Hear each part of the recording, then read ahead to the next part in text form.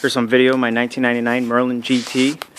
Has a 100 horsepower Subaru EA81 engine in it, fuel injected. I'll take some video of the cowl off later. Here's the outside of the aircraft. It's all fabric covered. It's original fabric from 1999. It's got strobe nav lights. 21-inch tall Tundra tires. They're less than about a year old.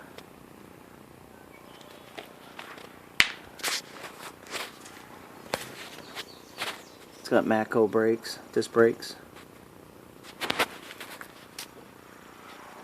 Here's the interior. Get your airspeed indicator, altimeter, vertical speed indicator, turn coordinator, RPM, EGT. You got water temp, volt, oil temperature, oil pressure, amps, intercom, ELT remote, Hobbs meter, 274.5 hours. Heater controls are down here. And we got 2 fuel pumps, mixture, throttle, and your radio master, landing light, strobes, nav lights. This is the transfer pump. It has an auxiliary 5-gallon fuel tank. And the dual coil switch.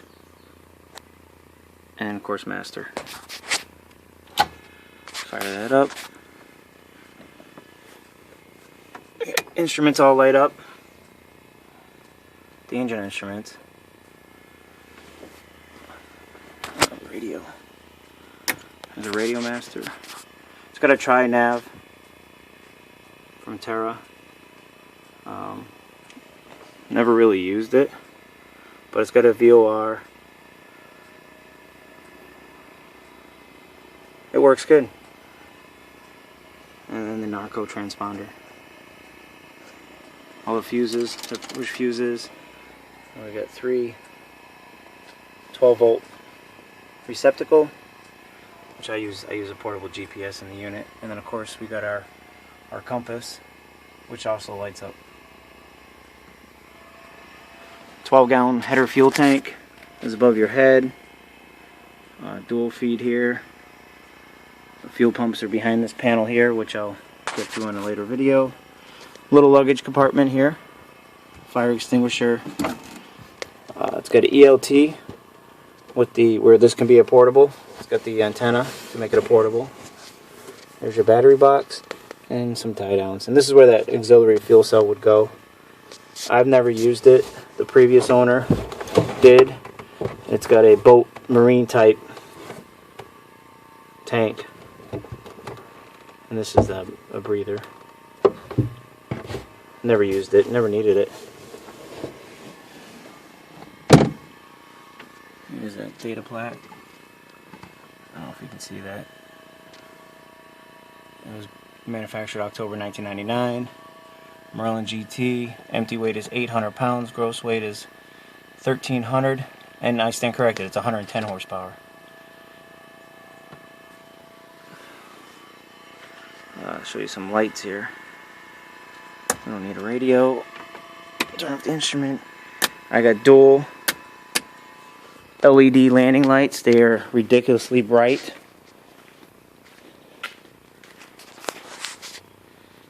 They draw hardly any power. They really light up the runway. And again, we got it's got strobes, nav lights.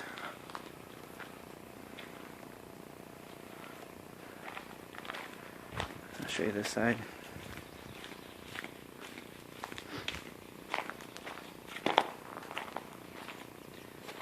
There you go.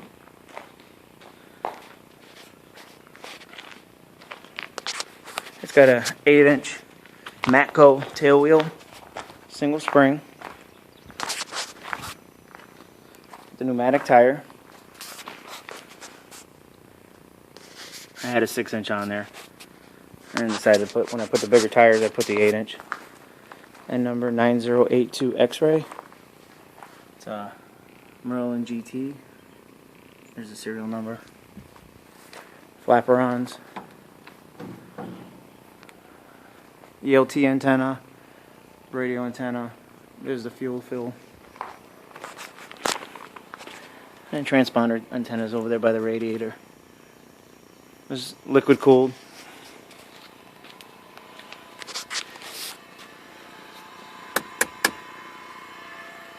Dual push to talks on the joysticks, pilot and co-pilot. When we made this seat, we put extra cushion in it because I'm only 5'0". Super comfortable, easily removed. It's got a shoulder automotive style lap belts. Cushion comes right out.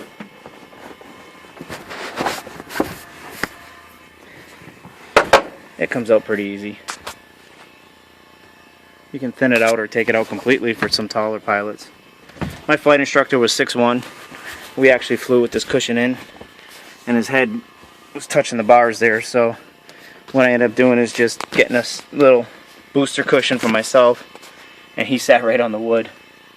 It was pretty interesting. The fuel shutoffs, I just replaced all the fuel lines with the automotive style push lock. Same setup I use in my race cars.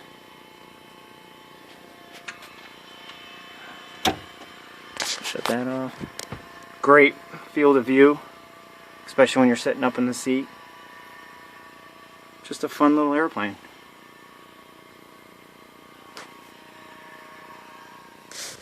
Cheap to fly, about 3 gallons an hour. Cruise at about 180 to 90 knots. I've had it doing 100, 110.